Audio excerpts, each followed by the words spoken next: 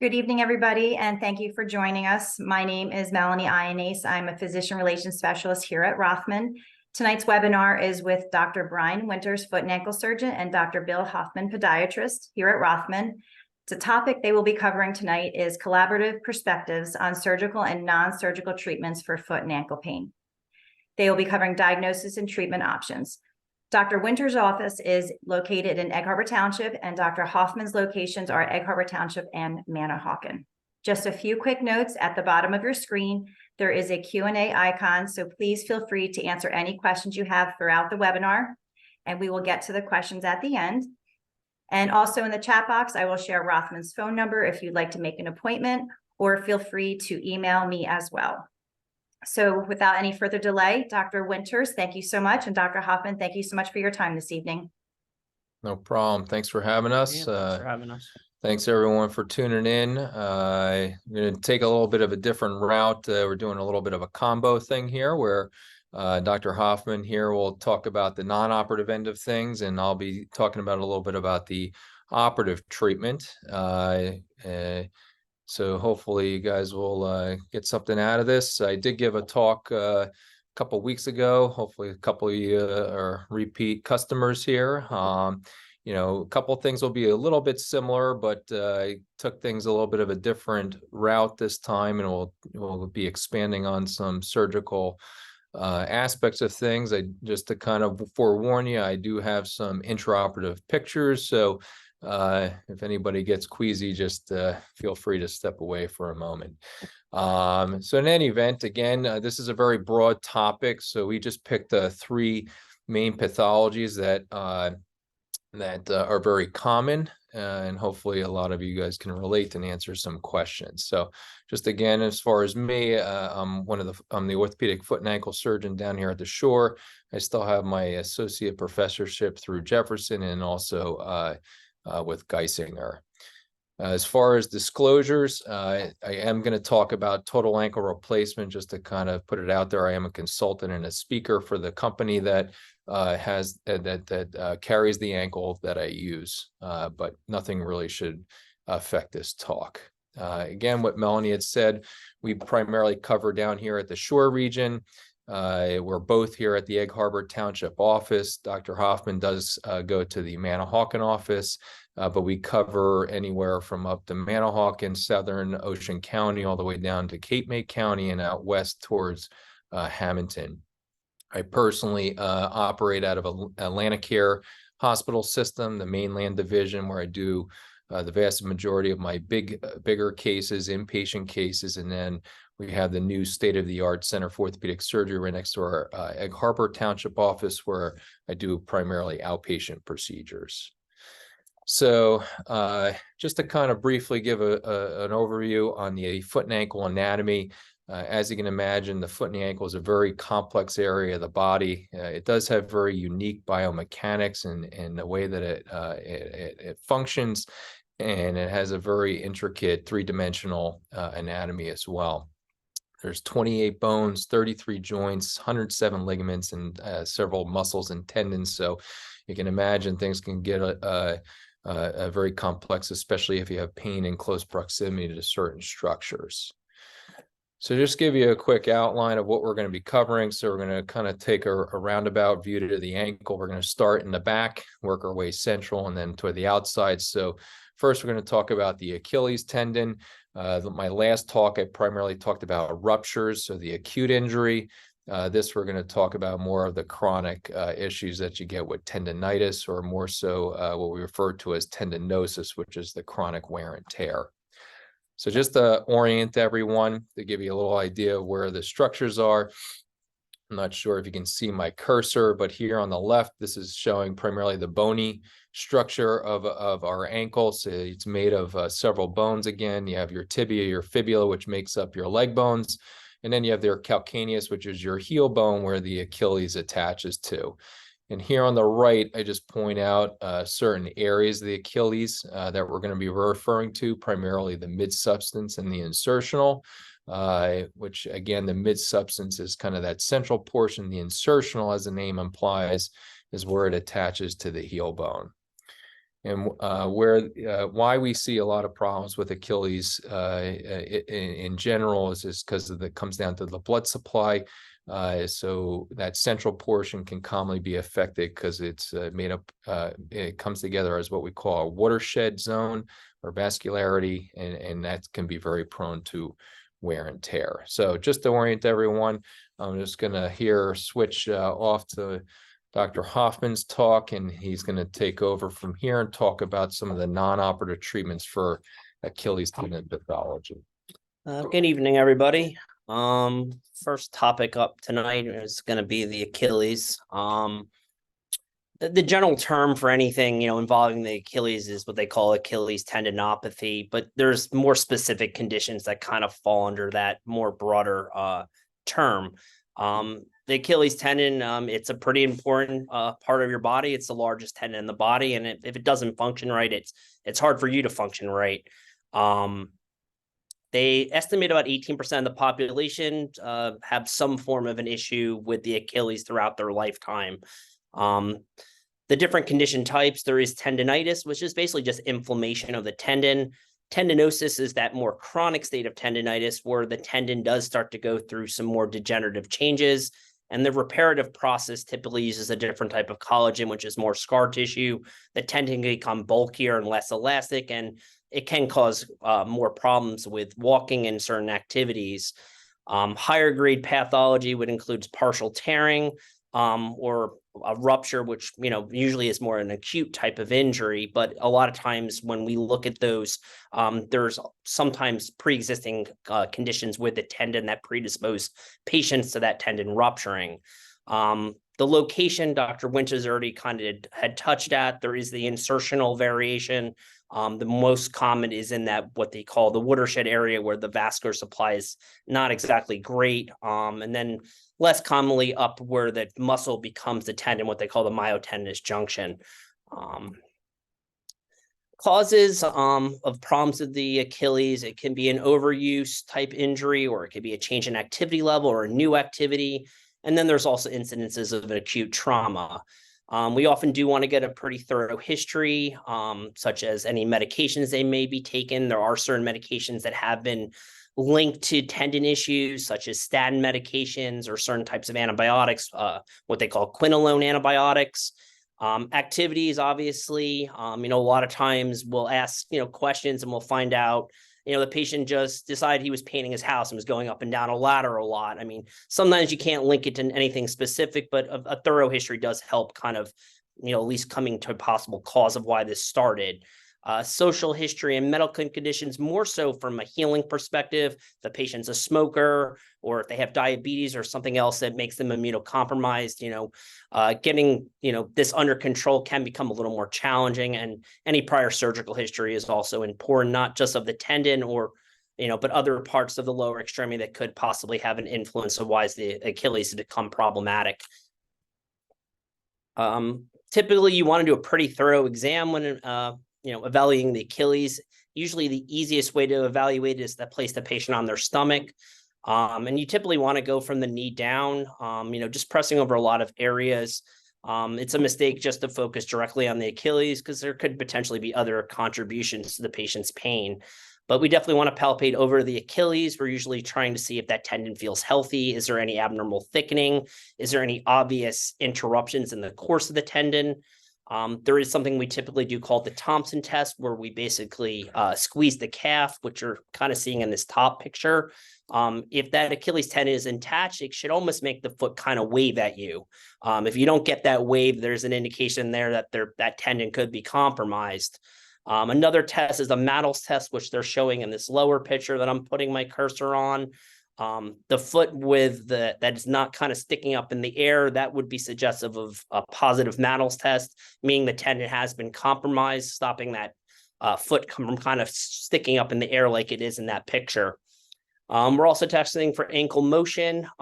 Pretty much, we're looking to see if there is adequate what they call dorsiflexion, the ability of the ankle to kind of come up towards the body. If the Achilles is really tight, that is a tendon that typically would be more prone to irritation and injury. We're testing to see if there is normal strength of the tendon. The tendon's primary function is basically to plantar flex, to press the ankle down. So if that is diminished, it also sometimes is an indication that tendon is not functioning optimally. We're evaluating for swelling and bruising. We are looking at x-rays typically to see if there's any bony type of issues associated with, such as spurs or what they call a Haglund's deformity, which is kind of an enlargement of the back of the heel. And we're usually squeezing the heel bone as well, just to rule out any possibility of that there could be a fracture or something of that nature. These are just a few pictures. This top picture I'm putting my cursor over, that is what we would call a posterior calcaneal spur. The presence of this can make the tendon as it inserts here a little more prone to irritation and injury from shoe gear. The next picture next to it is an example of what they call a Haglund's deformity, where there's a little projection of the bone kind of sticking up. The lower image here is kind of a normal looking Achilles tendon. Yeah, there you go. This black band right here is the Achilles. This is an image of it in a cross-sectional view. And this is what they would call a tendinotic tendon. You can see this abnormal thickening. You lose some of that nice dark coloration. And this final picture here is showing a ruptured Achilles tendon, the most severe form of Achilles injury. As far as treatment, it is dependent a bit on the severity, as well as the location of the symptoms along the Achilles. An acute type of presentation, we will try the RICE protocol, rest, ice, compression, and elevation. But typically, one of the main goals, assuming there's not an indication that there's a tear or something more significant going on, is we want to try to get that tendon more stretched out. So typically, we are recommending a strict daily stretching protocol, also with the utilization of heat. Some cases we will send right to therapy. There are definitely a lot of modalities through therapy that can help get this band of tissue more stretched out, more mobilized, break up any type of adhesions or scar tissue. If there is a more severe case where there's evidence of tearing, we will often have to immobilize these in a boot or possibly cast. There is a specific type of boot we typically use for this that has a series of wedges, which props the heel up, which takes the tension out of the Achilles tendon and allows healing to occur more readily. We're also usually doing some form of anti-inflammatory medication, whether it be topical or oral, to help reduce any inflammation present. They have done some studies with this. They have shown that a stretching regimen plus supervised physical therapy has been shown to be statistically significant as far as improvement in 88% of patients. There are some other treatments, which, these are a little more controversial and they can be expensive because insurance often doesn't cover some of these. Shockwave is a big one that we hear patients ask about.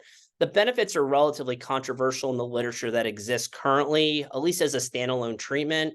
Some studies have shown if it is done in conjunction with physical therapy, it very well could have a positive outcome as far as improvement with symptoms. PRP, I'm not sure if you guys know what this is or not, but PRP is basically platelet-rich plasma. They basically will draw out your own blood.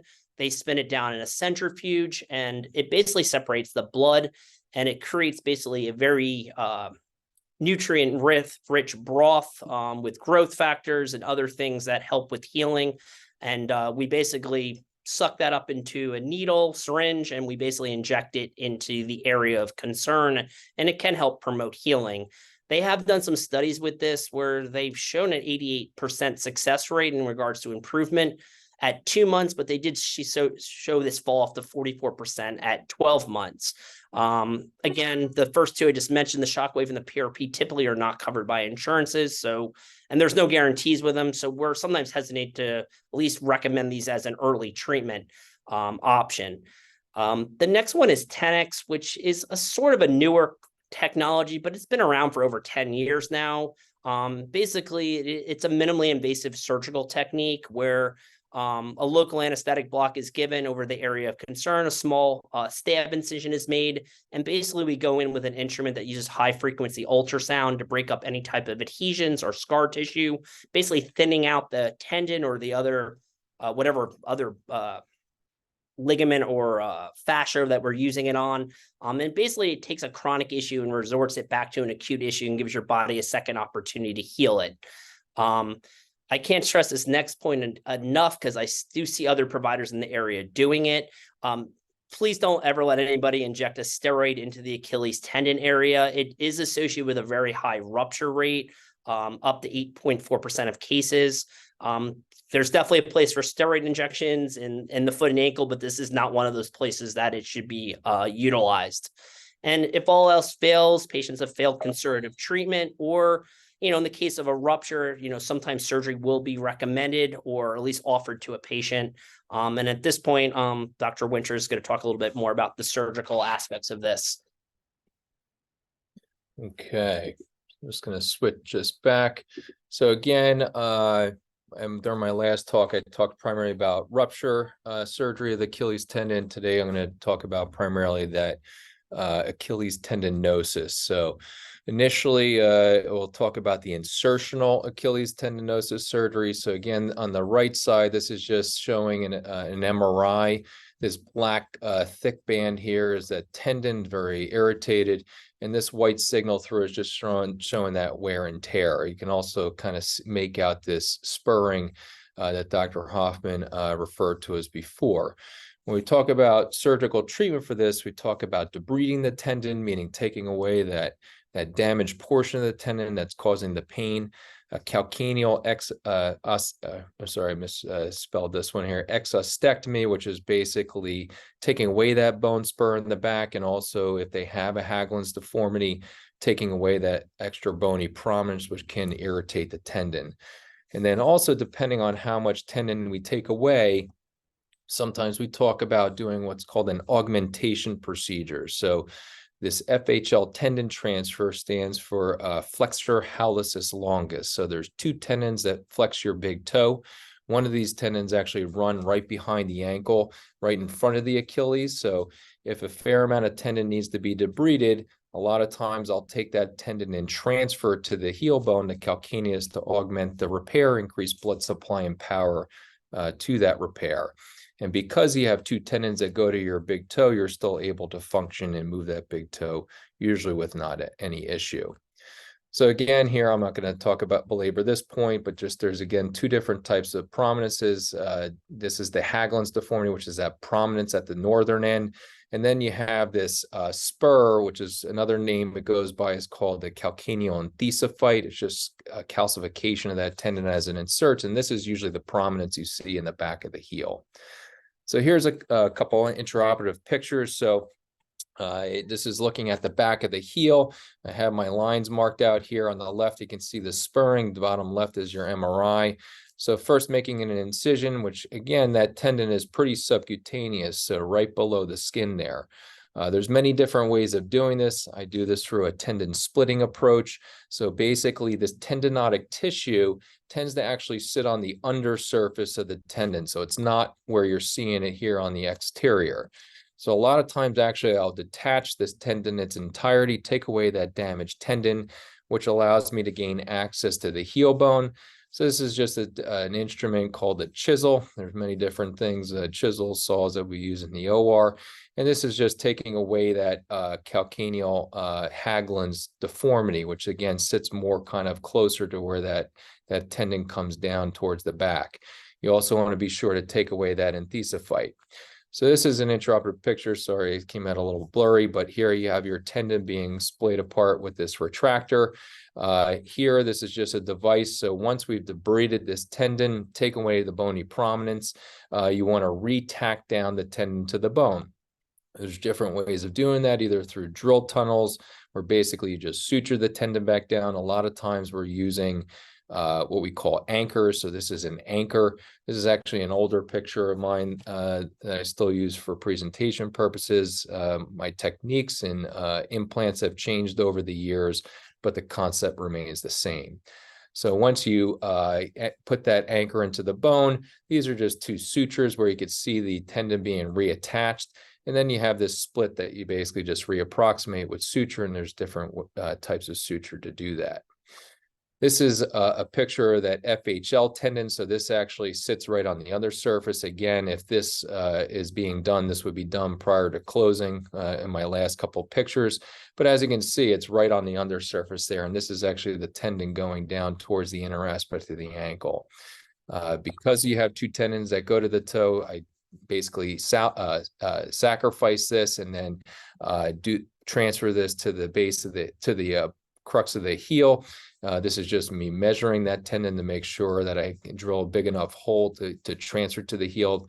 This pin here, you can see right underneath it, that's what we over drill. You can see the hole, and basically you transfer the suture through this eyelet and pull it through the heel, and then usually fix it with some type of what we call an interference screw to hold it in place. And this has been shown to significantly increase the chances of a successful outcome if there is a fair amount of tendon that needs to be debrided. So moving on a little bit farther up from the heel. So again, that was the insertional. This is more that mid-substance tendinosis. A lot of people will get this fusiform thickening, or this thickening behind the heel, where that watershed zone that Dr. Hoffman had mentioned can be very tender to touch. Usually the insertional Achilles is very painful with shoe wear. This is less so. This usually occurs about 5 centimeters proximal to the insertion. And the technique is fairly similar, except here you don't need to debride or take this tendon off of the heel, because it's not the insertion that's the problem. So this is a picture of a tendinotic tendon, very thickened, very angry looking. When you split this tendon, it's kind of hard to describe to you guys or show or to be able to appreciate, but this is very unhealthy looking tendon. So you sharply debride this. This is within the central portion of the tendon, where on the insertion, it's more on the undersurface. And once you take away that damaged tendon, you basically just reapproximate the split. And again, like we mentioned before, if you take away about 40–50% of that tendon width, you want to do a tendon transfer. So this is just working through that split and transferring the tendon to the heel. Okay, so similar techniques, just different in that regard. I mentioned this primarily because, unfortunately, sometimes we do see patients who have had an Achilles rupture and either neglect to seek attention right away, or if unfortunately, sometimes they can be misdiagnosed. Sometimes also the tendon can be significantly degenerated to the point where it's not salvageable and it doesn't make sense to keep it. So in those situations, we have to do a reconstruction where we're making up for that damaged, lost tendon. More times than not, we do this with an FHL tendon transfer, that big toe transfer. And there's two techniques called the VY lengthening and a turn down, which basically uses the patient's own tissue to reconstruct it. And really just comes down to the gap in regards to which one you use. Sometimes we use an allograft, which is just tissue from a cadaver, but usually use that as a last resort. So here's a picture, if you can see here. So on my left cursor, that's the top portion. The right cursor is the bottom portion. You can see there's about a 5 centimeter gap. This tendon is actually called the plantaris tendon. It's a normal carrying tendon. If that's intact, we just leave that. Sometimes we use that to augment the repair. This is an example of a VY lengthening. So again, to make up that distance, we have to lengthen that proximal segment to reach the distal stump. So you do this technique where basically you make this V-type incision in the tendon up higher up towards the calf muscle, translate this portion down towards the distal stump, and then you suture this back together. And that's where you get that Y. If you can imagine, here's your Y if you approximate it. And there's the distance they have to translate it. And then that allows you to suture it down below. Sometimes you do what's called a turn down. This is just a different technique where you just take kind of a rectangular piece off that portion of the proximal aspect of the muscle tendon junction and flip it down onto itself. Again, it really just comes down to the distance that is needed to achieve. So that was kind of a quick run through of the Achilles. In the interest of time, we'll continue and work our way towards the central ankle pain, which here we're going to talk about ankle arthritis, a very common problem that we obviously see in our practices. Again, just to orient you guys, here's just an x-ray of the ankle joint. The ankle joint is made up of 3 bones. You have your tibia, which goes in to make your inside ankle bone called the medial malleolus. You have your outside ankle bone called the fibula, and underneath you have what's called the talus. And those 3 bones together make up the ankle joint.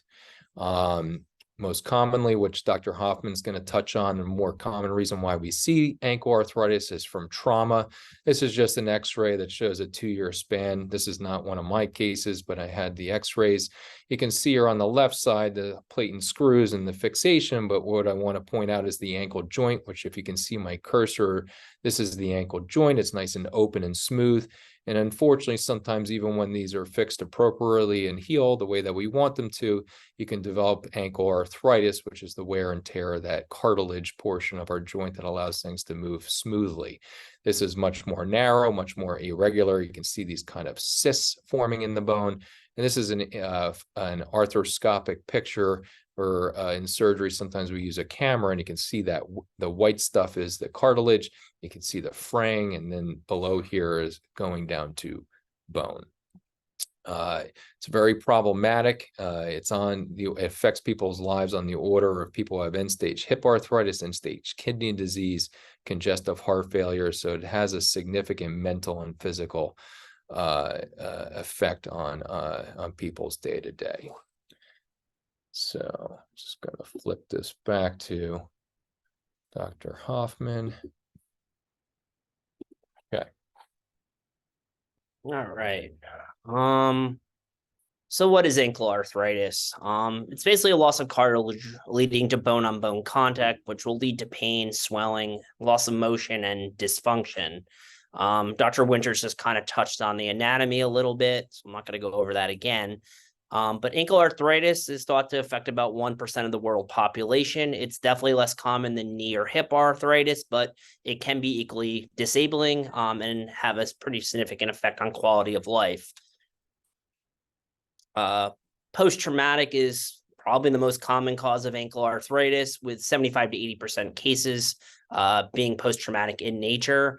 And this could be the result of a prior ankle fracture. Whether it's treated operatively or not, you often do expect to develop some degree of traumatic arthritis at some point. Osteochondral lesions, which is basically a defect in the cartilage, which you also can see, induced traumatically. And ankle sprains, believe it or not, because they do create instability around the ankle, which can create more surface-to-surface contact between the cartilage, creating erosions over time. The prior injuries can also create an angular deformity, which can further contribute to the development of arthritis and cartilage loss. Typically, exam, there's often pain with palpation around the ankle joint. There's pain with ankle joint range of motion. There's often some swelling around the joint. Motion is often decreased.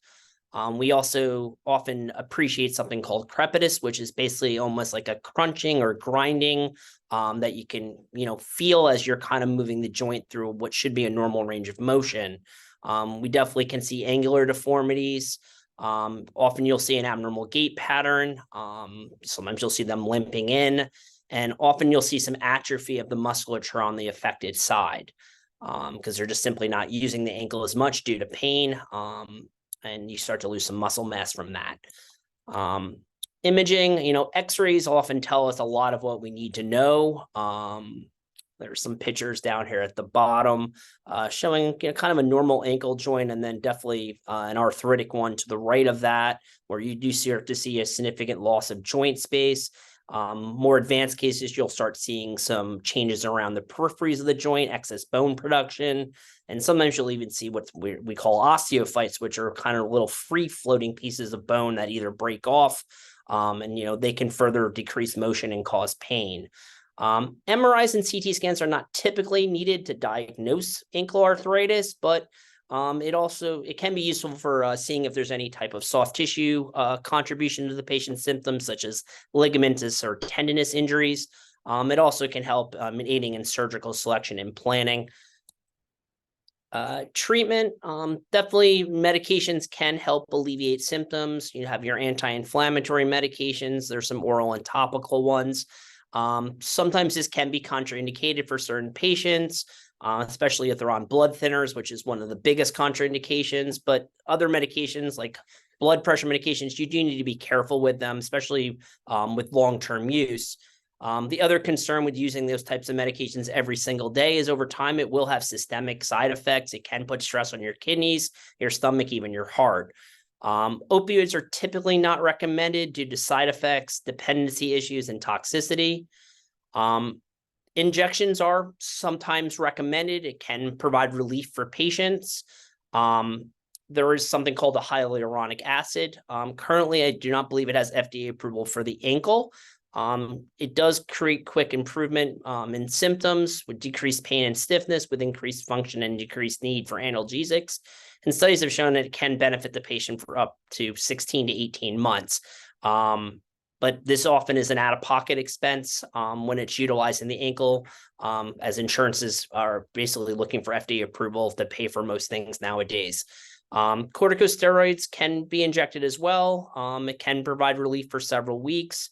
But you do want to limit their usage to 3 to 4 times a year, as over time it can create additional damage to the cartilage, worsening the arthritic state. PRP, we kind of talked about a little bit on when we were talking about the Achilles. Some studies have shown it's more effective than the hyaluronic acid injections, but when they've done MRIs, they have not really noted any improvement radiologically on the MRIs. And again, it's usually not covered by insurance, and it can be expensive. Stem cells kind of were the big talk a few years back. Their use is very controversial at this point. There's minimal evidence-based medicine at this point to support their use. Also, there's no standard for dosage or the source of the cells or even the delivery method of the cells. So at this point, it's not something we're typically recommending. Treatment, supportive devices definitely can help. There is bracing, there's over-the-counter options, and then there's more customized ones, such as this Arizona brace, which we typically utilize if patients have more end-stage arthritis, with the idea of this device almost kind of serving as an external fusion. Stopping the motion at the joint often alleviates the pain the patients are experiencing. Orthotics can be utilized to correct angular deformities and reduce impact, through the joint. Shoe gear changes, rocker bottom sole has been shown to offload the ankle joint. And then there's definitely ambulatory assistance devices like a cane or a walker, if that ankle is making the patient feel unsteady due to pain. There are some dietary things that have been shown to potentially help with ankle arthritis. Omega-3 fatty acids have been shown to improve pain and function in some studies. Vitamin K-rich foods also have shown to have a positive role in bone and cartilage mineralization. The vitamin D is kind of controversial in the studies as whether it is actually beneficial or not, as is glucosamine and chondroitin sulfate. Some studies have shown that it is superior to a placebo, but other studies have questioned their benefit. In weight loss, obviously losing weight does reduce impact through that joint. Physical therapy, sometimes stretching, the therapy itself is not going to really do anything for the state of the cartilage or the arthritis, but sometimes strengthening the surrounding musculature can help improve stability and somehow reduce symptoms through that. And occupational therapy is sometimes recommended because patients often with severe ankle arthritis can show a decrease in activities of daily living. We're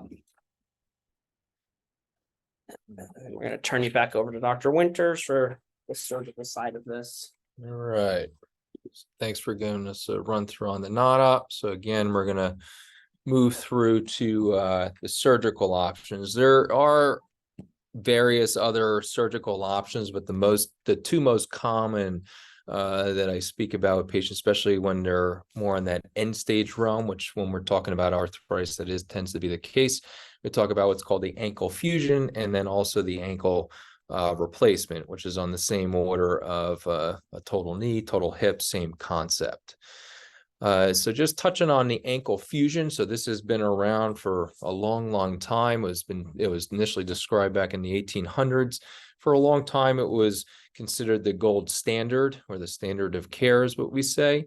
I personally think that that's coming into question these days, and I'll go through why that is once we get later on in this section.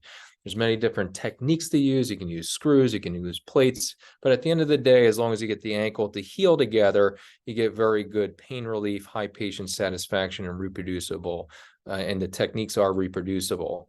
And just to back up a second, as far as an ankle fusion, as the name implies, you actually get the bones to knit together like a broken bone. So you actually make that joint disappear. And the way that you do that is you scrape away that damaged cartilage and bone, that arthritic cartilage and bone, and you stabilize that joint in an appropriate position to get it to fuse in a locked position. There's been many studies that have looked into this. Although it is a very good procedure, it can have its downsides, which many procedures can have. And what we found it is, in some people, not everyone, obviously we wouldn't do the procedure anymore, but when you lock up that ankle joint, the stress wants to go through somewhere else, right? And in the foot and the ankle, as I mentioned earlier, there's many joints. So a lot of that stress is going to be transferred to those surrounding joints. So you can develop arthritis in those joints. Here's an x-ray of a fusion at that ankle, and then below and in the front at what's called the talonavicular joint and the subtalar joint. This person unfortunately did develop arthritis.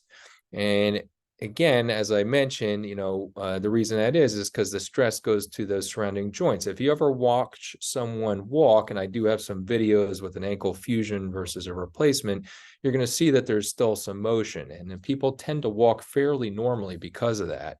But because people walk normally, again, that stress is going to that surrounding joint.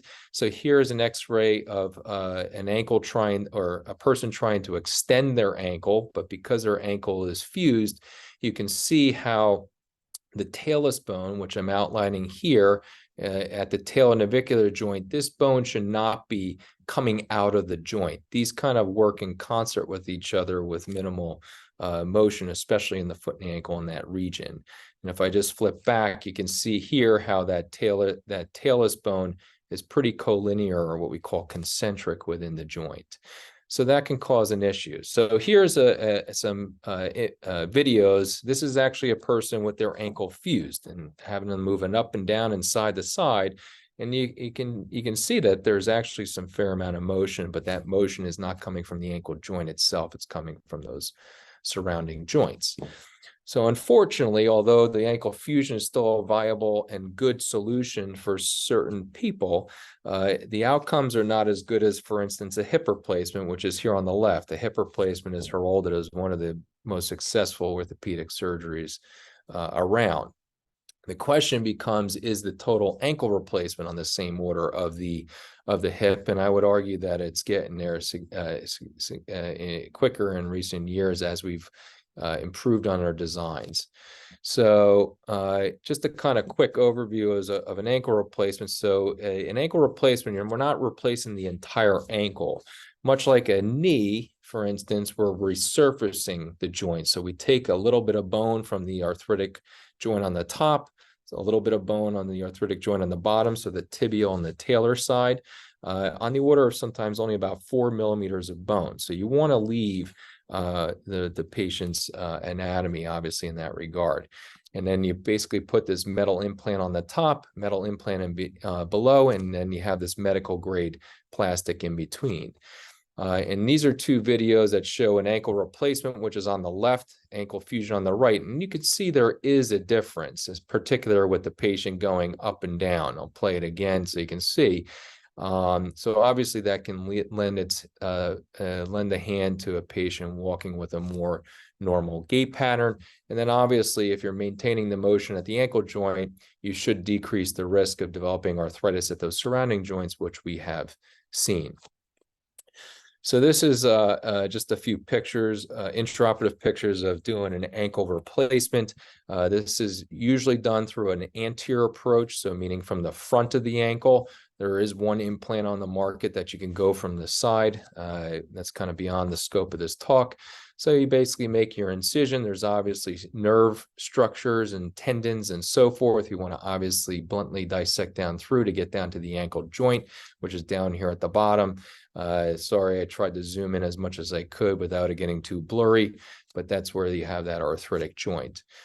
This is the implant that I use. So there's different stages of this. Again, you use this alignment guide, which you align along the patient's leg, anchor it into the bone, and this allows us to get the appropriate cuts in, so everything obviously goes in the appropriate fashion, straight up and down, and not in a tilting type fashion. If you put this in incorrectly, that's when you can really have significant issues, in particular with an ankle replacement. So just again, aligning things here on the top right, this is assessing the rotation, the size from the what we call medial to lateral. Once we get our position, we pin this in position, and then much like a lot of things in orthopedics, use a saw to basically resurface that arthritic portion. And once we get all the damaged cartilage out, that's when we could put in our trials. So this is just a few pictures showing the different steps of resurfacing the talar portion. So again, not a ton of space in here, but a lot of our instrumentation have allowed us to do this in a successful fashion. The ankle replacement actually has been around since the 70s, but I would say within the last 15, 20 years, it's really taken over. This is what we call trials. So this is after I've prepared the joint, I've taken away all that damaged cartilage and bone. The top portion here is the trial talus portion. So the bottom portion, with this system, you put this in first, and then you have the trial tibial portion here on the top.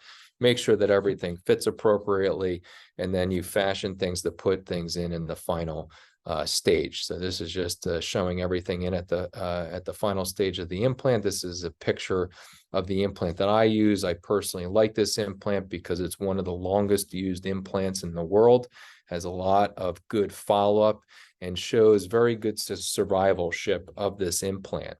So what I usually tell people, we have data that suggests that around 10 to 15 years, depending on which research study you read, can have 90+% success rate. I personally think that these are going to last 20, 25 plus years, but this implant in particular, which again is one of the longest used on the market these days, with good follow-up, only has about that amount of follow-up. Patient satisfaction and pain relief is fairly uniform across the board.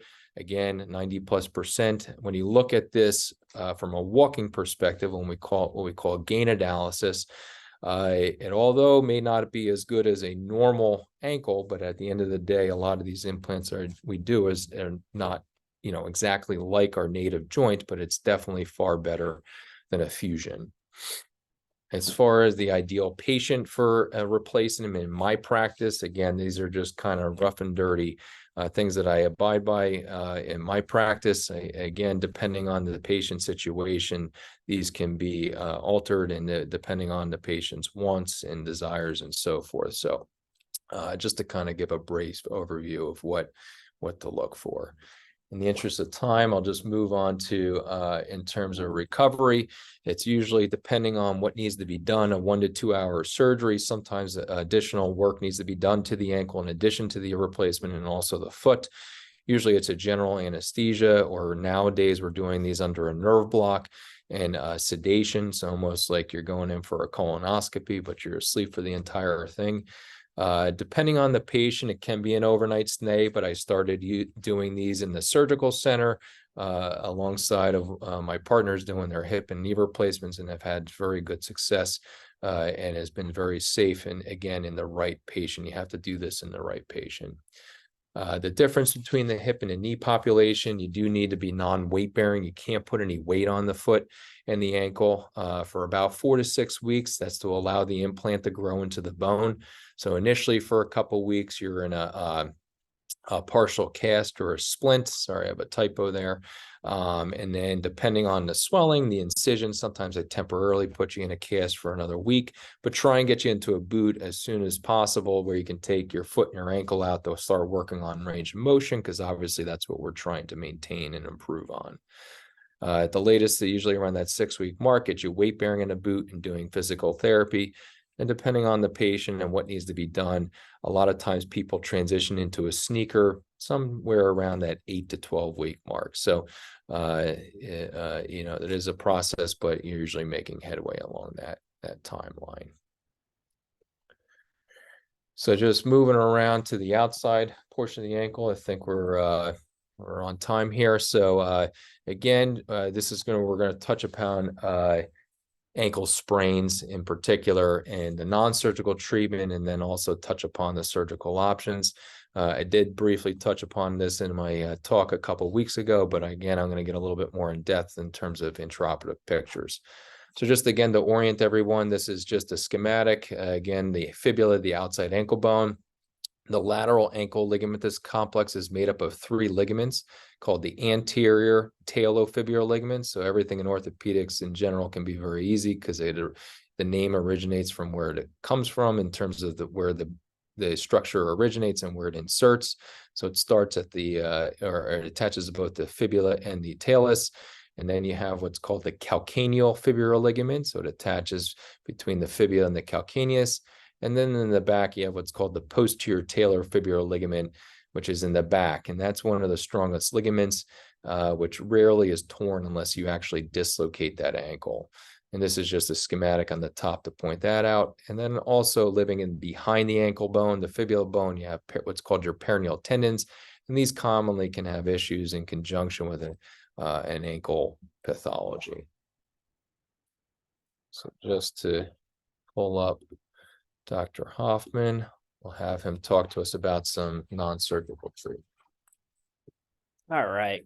Final topic tonight is going to be ankle sprains. They're amongst the most common musculoskeletal injuries affecting the lower limbs in physically active individuals. Basically, it's either a stretching, partial tearing, or complete rupture of one or more ligaments in the ankle joint, caused by an involuntary twisting motion that exceeds the normal limits of the joint. There are definitely different types of ankle sprains depending on the mechanism of injury, with the lateral being the most common. But we also do see medial ankle sprains and high ankle sprains as well. Dr. Winters already kind of went into the anatomy a little bit, so I'm going to skip over this slide. So how do they typically present? Typically, a patient can't often walk and can't move the joint comfortably. You'll often see swelling, varying degrees of bruising. I have found that doing this for a while, the amount of swelling and bruising doesn't always directly correlate with the severity, but a lot of times when you see one that looks kind of ugly, like this bottom picture, there's usually a correlation there with, a more significant type of injury. There's usually pain with palpation around the periphery of the joint and with any type of range of motion, or at least on an acute type presentation. There often is some laxity, which is a little hard to often assess on a very early injury, but typically there's more motion than that should be there, and that's not necessarily a good thing. The 2 tests are an anterior draw test, which tests basically the integrity of the anterior talar fibular ligament, and what's known as a talar tilt test, which is used to assess the integrity of the calcaneal fibular ligament. There are definitely different grades of ankle injuries. A grade 1 is typically suggestive of stretching with maybe some very small micro type tearing. Grade 2 is partial tearing, and a grade 3 injury is a complete tearing or rupture of the ligament. Imaging, we often do want to get x-rays, mainly to rule out any possibility of a fracture. Typically an MRI, we are not utilizing on, or at least moving forward with it on first visit. The exception with this would be if we do suspect a high ankle sprain. Sometimes I will get an MRI sooner than later, but typically we'll move on to an MRI if the patient is not making adequate improvement with the initial conservative treatment that's recommended. Most lower ankle sprains do not require surgery if they're treated appropriately, which is usually immobilization followed by physical therapy. Acute injuries, we will use the RICE protocol and some anti-inflammatory medications. And we usually are using some form of immobilization depending on severity. That could be a boot or a brace. The length of the immobilization phase is also going to vary based on severity. It could be as simple as maybe 2 weeks before we start moving you into a therapy phase.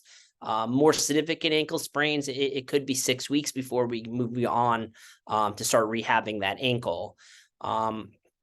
Typically, we let you weight bear as tolerated with the boot or brace, the exception being high ankle sprains, where I usually will keep the patients non-weight bearing. Physical therapy is definitely a very crucial part of getting these back on track and keeping them on track. But we do need to make sure that that ankle has healed appropriately and calmed down enough. We often sometimes will see that patient will come in and we find out the therapy was introduced too early, and that can actually be counterproductive if the ankle is not really ready to be acceptive of it.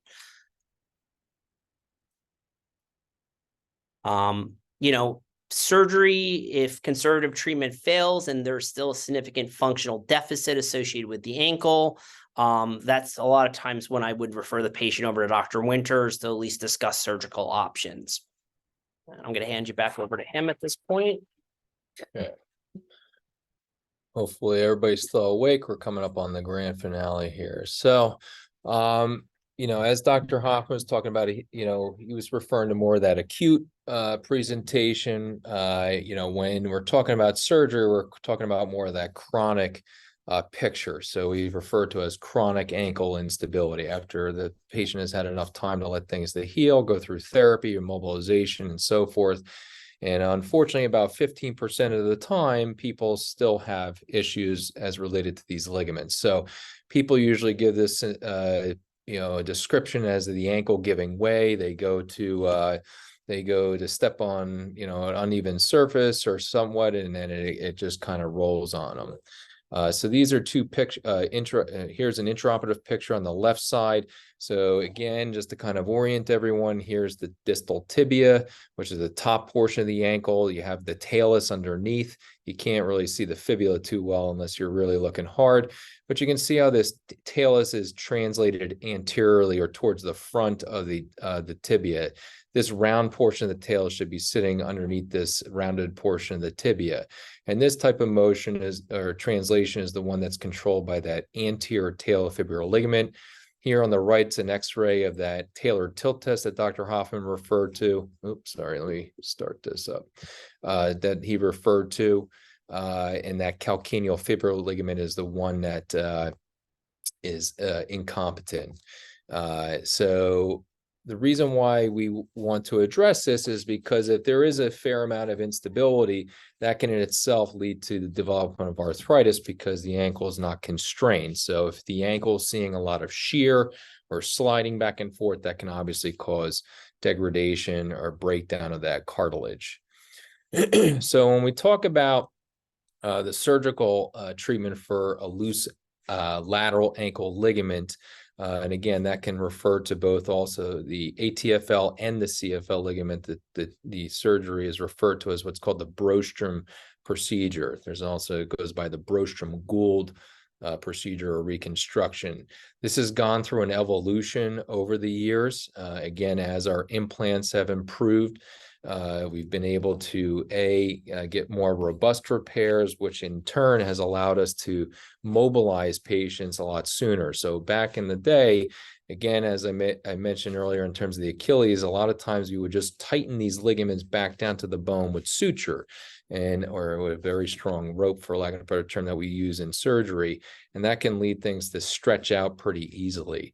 Now, there's other devices that I'm going to touch on in the next few slides that have allowed us to get tighter repairs and also get things moving. So I use what's called a direct lateral approach. So this is can be an extensile approach, meaning that if for whatever reason we need to come back at a later time, either for a similar problem or some unrelated problem, you can use the same incision. So you make an incision down through the skin, you go down what's called the subcutaneous tissue. And then you come to the outside ankle bone, and the ligament, you don't really just necessarily always see a big thick band. There's actually these ligaments are confined to what's called the capsule. So they're kind of built into the lining of the joint. So you take off a cuff of this tissue and get it moving and so forth. And that'll give you access to the outside ankle bone, the distal tibia. I tend to do what's called a decortication. I just kind of roughen up the outside ankle bone to give the ligaments some substance to heal down onto. And I personally use what we call anchors. So there's different types of anchors. There's metal anchors. There's anchors that you can use that absorb over time, that hold their place long enough to allow things to heal. They get you to the same finish line. So this is the top right showing after I've kind of debrided that outside ankle bone, the fibula, drilling a couple holes into the outside ankle bone, and these are the suture that they are attached to. So this is what I'm going to basically tighten those ligaments down to the bone. So you're repairing them in the sense that we're doing what's called an imbrication. So the problem comes from these ligaments being loose. We basically tighten them down back to the bone. Nowadays, there's various types of implants. I'm just going to use the word internal brace because that's the most commonly used implant, but I'm going to use that as in a general term because there's multiple companies that make these types of implants. But basically, this is something that just basically holds the repair in place. So the concern when you repair the ligaments down to the bone, even with these anchors alone, the ligament, which is soft tissue, can stretch out over time if you don't immobilize long enough. And we used to immobilize patients for 6 weeks non-weight bearing from these ligament repairs. But with these devices, this is actually a device that goes from the outside bone, the fibula, the outside ankle bone, to the talus. So again, the talus is that other bone that makes up the ankle joint. That's the one that was sliding forward or tilting. And it basically just holds it in position. So when you have bone-to-bone anchoring that can hold things in place, and it serves as like a check rein, for lack of a better term, to protect the underlying repair, which is the workhorse of the procedure. So again, this is on the top right, just showing again the suture going through the lateral ankle ligament, this complex. This is holding this is a pair of forceps holding up that tissue. You can see the suture there, and again you tighten that onto the outside ankle bone. This is that internal brace construct, and basically this is anchored to the outside fibula bone. And then I think in the next slide, I show that you flip this on and you tighten it down and anchor it to the outside portion of the talus. You want to set this tension appropriately. You don't want to over tighten this, especially when you use this type of device, which is a non-absorbable. They do make ones that actually in turn turn into your own tissue over time. This is a schematic or a video showing that, so you can see here pretty clearly now that this thick suture is going between the outside fibula bone and the talus, and you can imagine how that's going to hold your underlying repair in place while it is healing down to bone. And this allows us to get patients moving much quicker, so you have less stiffness, less atrophy, less weakness, and can actually let us to get the patient into physical therapy, which is again just as important as the surgery itself. As far as the post-op protocol, usually I keep patients non-weight bearing for 2 to 3 weeks max. That's primarily just to protect the incision. And then I start getting you weight bearing in a boot, taking off the boot to start working on range of motion. Usually try and stay away from what we call inversion motion, which is you're kind of pointing that foot to the inside, which puts a lot of stress on that ligament repair. So usually hold off for about 6 weeks for that. Therapy starts around 6 weeks, and then formally transition you from the boot to the brace, and then subsequently out of the brace. And very commonly we can get back patients to pretty involved activity at around the 3-month mark. Again, there's always swelling, soreness, stiffness that needs to improve in the next several months, but we're able to mobilize patients a lot quicker. And I just wanted to touch on, we got a couple more minutes here, and then we'll open it up to questions. Sometimes the Brostrom procedure doesn't work for various reasons. Again, I find that this was more the case before I personally started using an internal brace construct, but patients sometimes have an underlying condition that leads to ligamentous laxity, such as a condition called Ehlers-Danlos. But a lot of times, if they have recurrent instability or spraining type episodes, you can get very thinning of this ligament complex. So this is when we start talking about doing what's called an allograft reconstruction. And there's different ways you can do this. You can also use the patient's own tissue if they don't want a tissue from someone else. But this has been a very commonly performed procedure with excellent outcomes. And again, you're using this because the tissue that's there is not viable or useful. So this is just an intraoperative picture showing, again, it's easier for me to know because I see a lot of these, this tissue is not great tissue, so we need to use something else. So this is the allograft, which again is a tendon from someone else. Usually use the hamstring, it's called the semitendinosus. It's of appropriate caliber. These can come pre-sutured and ready to go off the shelf, or you can actually harvest it from the own patient themselves if they prefer. The first step of this, again, is to stabilize things. So you got to anchor this into the talus first. So this is just a schematic showing that it's anchored in the talus. This is looking from the side view. Here's your outside ankle bone. And again, we're basically weaving this tendon through the bone to reconstruct the anatomy that is not functioning appropriately. So once it's anchored in the talus and these drill tunnels are made, basically you send this using what's called the suture loop, or Houston suture paster is another name it goes by, and basically weaving through this tunnel. Once you get it through the tunnel, you tension it, and then in this case, you anchor it with what's called a bioabsorbable anchor. So it's just that interference screw that I made mention back in the Achilles portion, and that holds that, recreates that anterior talofibular ligament. Then as it comes through the back and down the bottom, this is going to recreate your calcaneofibular ligament. Again, you want to tension this appropriately. You don't want to over tighten it because that can cause issues in itself. This is just an intraoperative picture showing this is the front of the ankle. If you can see my cursor, this is the back, the bottom. You can see how I've anchored it into the talus, weaved it through the fibula bone, and now it's coming out the bottom portion to recreate that CFL ligament.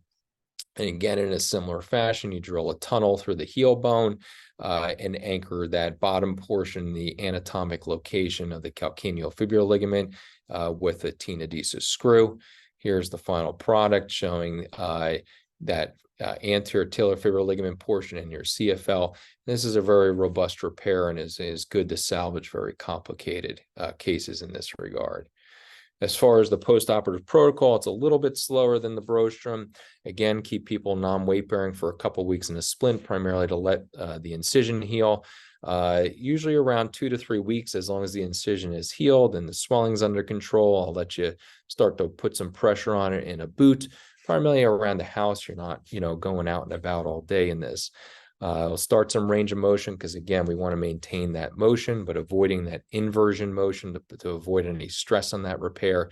And then usually around 6 weeks, which is usually around a lot of the times we start physical therapy and foot and ankle reconstructions. That's when you're working on your strength, your range of motion outside of the boot. And a lot of times transitioning down to a brace initially, which happens at various time points depending on how you're feeling. Which again, as far as return to activity, the goal is around 12 weeks. But this, I usually am a little bit more reserved and staying away from any running, jumping type activities for the next couple of months while things mature. But as far as low impact, walking, biking, swimming, elliptical, that type of thing, you're able to get back to. So just to kind of round things up, a couple of minutes after 7, hopefully everybody's still with us.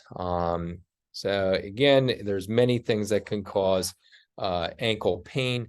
We chose these 3 topics because we tend to see a lot of this in our practice. A lot of times the appropriate treatment relies on a thorough history and physical examination and imaging when necessary. And we always talk, especially if you know me and as well Dr. Hoffman, a lot of these, we try and convince people that things can do well with non-surgical treatment, and sometimes it takes time. And in those times when unfortunately it may not work, there's good viable surgical options when necessary. So I'll finish up by just saying thanks for taking the time to join us. Melanie wanted me to put this is the main number. If you had one of these issues and wanted to talk to us about it, or obviously anything else that you wanted us to evaluate. Thank you for your time. Thank you to both of you. Again, it's always valuable information. I'm sure someone has a lot of takeaways from this. And if anyone has any questions, feel free to email me. I put it in the chat box. Also, our 1-800 number to make an appointment, or you can also reach out to me via email and I would assist you with that as well. So a few questions came through, and one of them is, what is the difference between seeing a podiatrist surgeon versus an orthopedic surgeon for insertional Achilles tendonitis with heel spur on bone? I could take it. So here, the way that our practice is set up, again, Dr. Hoffman, he's a non-surgical podiatrist. He does have a history with operating. The way that we tend to try and just in terms of streamlining things here, so he in general would see things initially from a non-operative perspective and take you through that whole rehabilitation protocol that he touched upon, as far as immobilization, physical therapy, anti-inflammatories, and so forth. And if that were to fail, then he would subsequently refer you to me to talk about the surgical options. That being said, I still very commonly see people who have never seen anybody before and just didn't know what was going on, and I'll take them through the non-surgical realm as well. So that's just the way that our practice is set up in terms of streamlining things. So there's really no difference to see. You're going to get the same value of the care. non-operative treatment, whether you're under him or you're under me, it's not going to be much different, I don't believe, for at least anything we discussed tonight. Okay, wonderful. Thank you. I think this is not a topic that we cover, but I think you can direct the patient or the possible patient in the right manner. I was diagnosed with Morton's neuroma about 10 years ago on my right foot. About 5 years ago, I had cryogenic procedure done. It really didn't help to reduce the tumor size. Are there any other procedures available today that you would recommend? Yeah, so I mean, as far as as far as non-operative, you can treat it with injections of various types, whether cortisone, you can do a sclerosing type of agents or the cryogenics. If all that stuff fails, the surgical procedure for that is actually an excision of the Morton's neuroma, where you basically just take out the nerve. So, what I usually tell people is obviously nerves give you a sensation. When you take out the nerve in that level, it's basically a sensory nerve. So you'll be left with a little bit of numbness, but at the end of the day, it's more of a trade-off, some numbness, which really doesn't affect your function. And most people don't even tell me that they notice it, but you trade it for pain relief. So that is an option and very successful. Thank you. For Achilles tendonitis, I haven't been diagnosed with it yet, but I believe that I do have it. Is it recommended therapy first? And should I seek that out myself, or should I come to see for sure if I have Achilles tendonitis? I usually do recommend an evaluation before, moving on to therapy.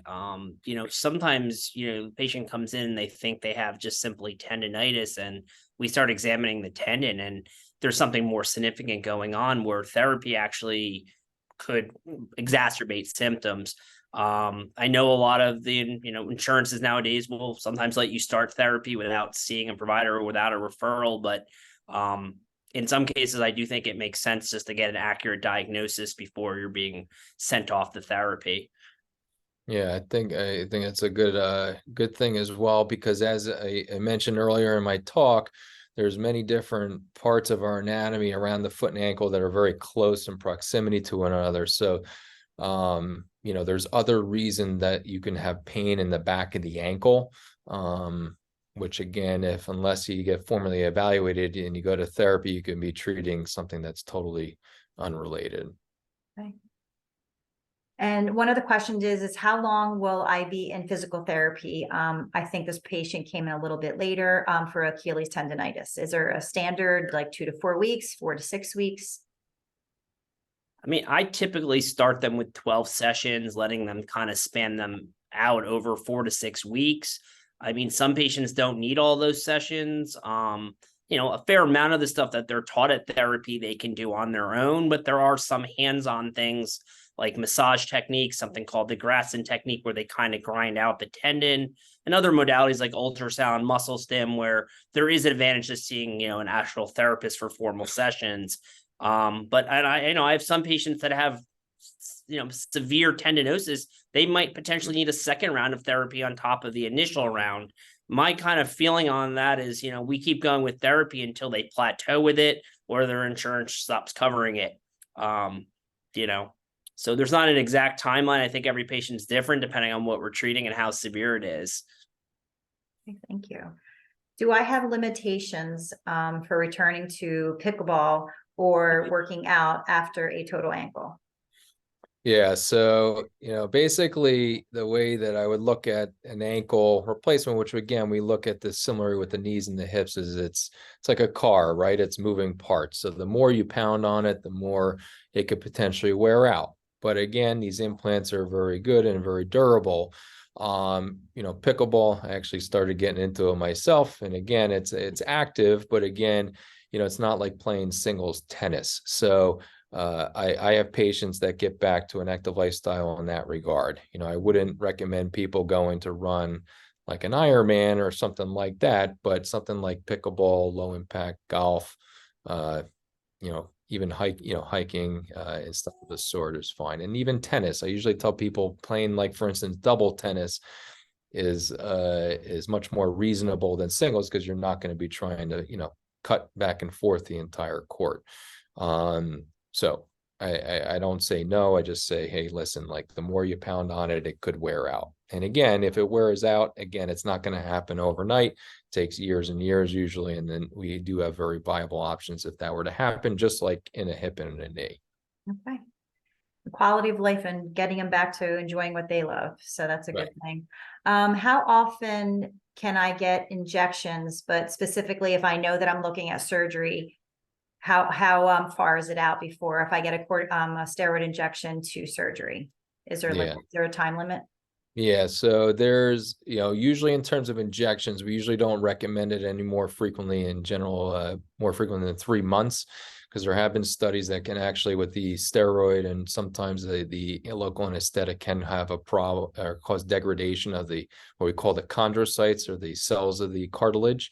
As far as the ankle is concerned, there hasn't been a specific study with the ankle in terms of how close to the time of surgery. There have been studies with the knee, and it has been shown that if those that got a cortisone injection within 3 months of getting a total knee, they had a higher risk of what we call a periprosthetic infection, or the knee just gets infected.